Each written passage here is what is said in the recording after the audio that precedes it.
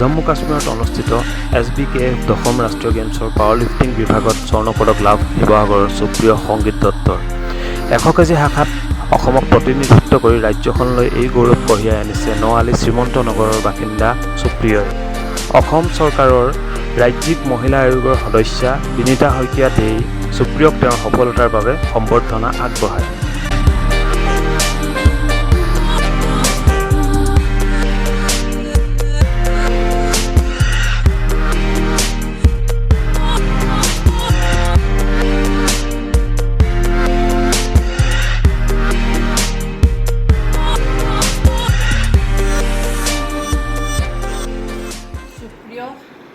অংগিত দত্ত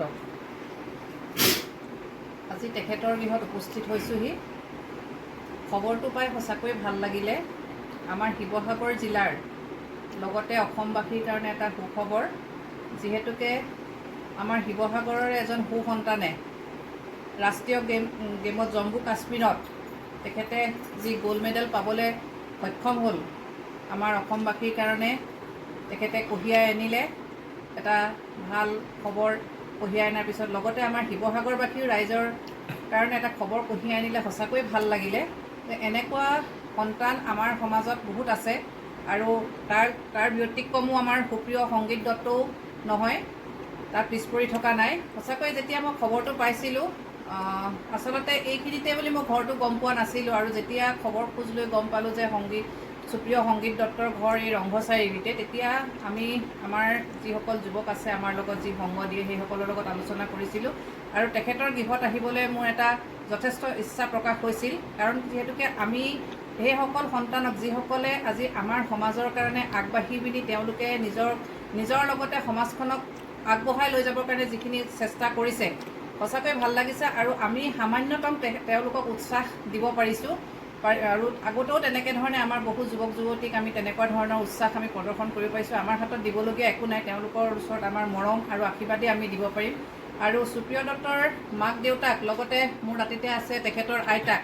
তেখেতৰ আইতাক সঁচাকৈ সৌভাগ্যৱতী যে তেখেতৰ নাতিনীয়েকে ইমান ধুনীয়া এটা অনুষ্ঠানৰ পৰা তেখেতে গ'ল্ড মেডেল পাই আহিবলৈ সক্ষম হৈছে। এই আপাশতে মই সুপ্ৰিয় দত্তক আৰু তেখেতৰ দেউতাক মাক আৰু লগতে আইতাকক ধন্যবাদ জ্ঞাপন কৰিছোঁ যে এনেকুৱা সন্তানক আৰু যাতে তেখেতসকলে আৰু উৎসাহ দি পিনি আগবঢ়াই লৈ যাব পাৰে। ধন্যবাদ।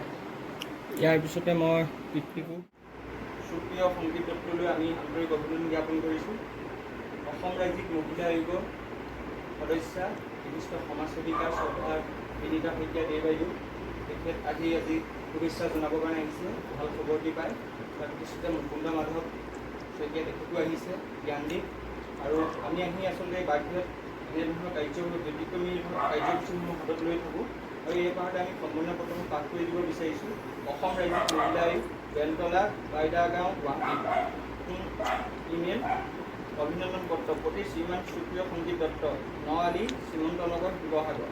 স্নেহ আমাৰ সম্ভাষণ গ্ৰহণ কৰিবা। তুমি ক্ৰীড়া জগত নিজৰ প্ৰতিভা বিকশিত কৰি অঞ্চলটোৰ লগতে জিলাখনক উজ্বলাই তুলিছা। আমি আজি গৌৰৱান্বিত। অধ্যয়ন সমান্তৰালভাৱে জম্মু কাশ্মীৰত SBKF ফেডাৰেশ্যনৰ অধীনত অনুষ্ঠিত দশম ৰাষ্ট্ৰীয় গেমছ পাৱাৰ লিফটিং বিভাগত 100 কেজি শাখাত অসমক প্ৰতিনিধিত্ব কৰি স্বৰ্ণ পদক অৰ্জনেৰে অসমলৈ গৌৰৱ কঢ়িয়াই আনিছে। এই চেগতে আমি ক্ৰীড়া জগতত তোমাৰ আশানুৰূপ সফলতা কামনা কৰিছোঁ। তোমালৈ আন্তৰিক শুভেচ্ছা আৰু অভিনন্দন জ্ঞাপন কৰিলোঁ। তোমাৰ নিয়লক প্ৰচেষ্টাই তুমি ক্ৰীড়া ক্ষেত্ৰখনক আগবাঢ়ি যোৱা, তুমি নৱপ্ৰজন্মৰ আদৰ্শ হোৱা, তোমাৰ সুস্বাস্থ্য কামনা কৰিছোঁ। দিনাগন 15 জুন 2024। বিনীতা শইকীয়া দেশ, সদস্য, অসম চৰকাৰ, ৰাজ্যিক মহিলা আয়োগ। এই পত্ৰখন আৰু এই পাৰতে এখনি ফুলাম গামোচাৰে বাইদেউক মই আদৰণি জনাবৰ কাৰণে অনুৰোধ কৰিছোঁ। আৰু আগবাঢ়ি যোৱা আৰু মা দেউতাৰ গৌৰৱ কঢ়িয়াই আনা।